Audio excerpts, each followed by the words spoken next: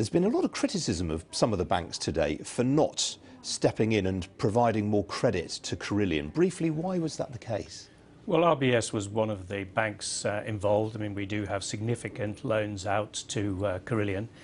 And our judgment, and that of other banks, was that the business plan put forward by the company in the last few days was not one which we thought had a good prospect of success or of allowing the company eventually to pay down some of its debts, left it too highly leveraged.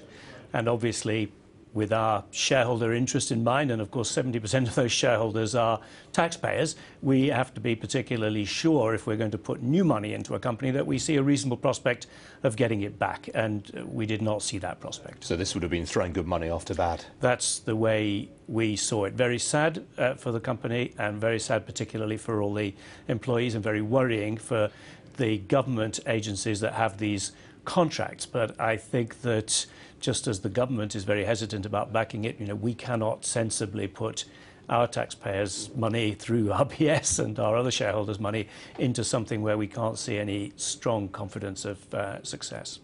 Now, looking at the Brexit situation right now, you've been quite forthright in recent weeks saying that this is going to be terrible news for the city. Have you seen anything lately that's changed your mind on that?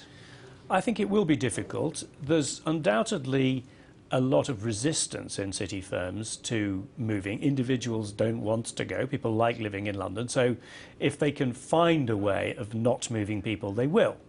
But the difficulty is that the negotiations are not proceeding very rapidly. We've done the first bit, which was supposedly the easy bit, agreeing the divorce terms, but agreeing the new terms is proving difficult.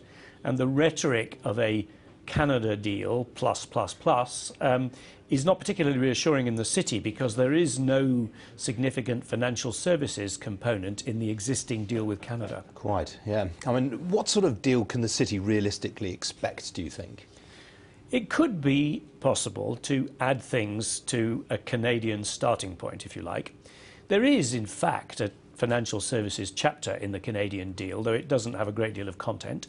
And there was a financial services chapter in the famous TTIP, the transatlantic trade agreement, which was eventually aborted, but perhaps for other reasons than this. And so there are precedents for the European Commission agreeing elements of free trade in financial services as part of a trade agreement. So I don't think we can rule out that Canada plus might be something which was helpful in terms of facilitating continued cross-border financial services. But there's quite a lot of complications there, quite a lot of debate to be had before we get to that point. And what about the prospects for the UK economy this year? I mean, clearly we're probably going to get at least one interest rate rise for the Bank of England, all other things being equal.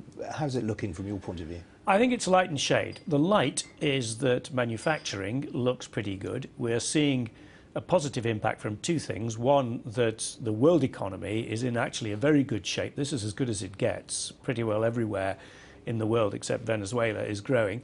And so exporters are getting a boost from that. And secondly, of course, we've had the feed through of the impact of sterling devaluation, and that of course is helping their profit margins or helping their prices. So that's good. On the less good side, we could see continued squeeze on real earnings because of the inflation, which is the other consequence, of course, of declining sterling.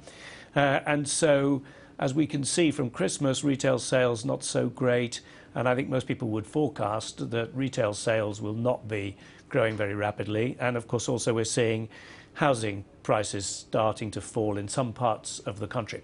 So I think if you're an export-oriented manufacturer, things look pretty good just at the moment. But if you are struggling retailer on the high street trying to persuade the punter to get rid of that marginal pound, I think it's more difficult. Very, very briefly, Mark Carney steps down as Bank of England governor next year. You've been linked with the job in the past. Do you still hold any ambitions in that direction? Well, I was deputy governor over 20 years ago. Things have moved on quite a lot since then, but we'll have to see. All right.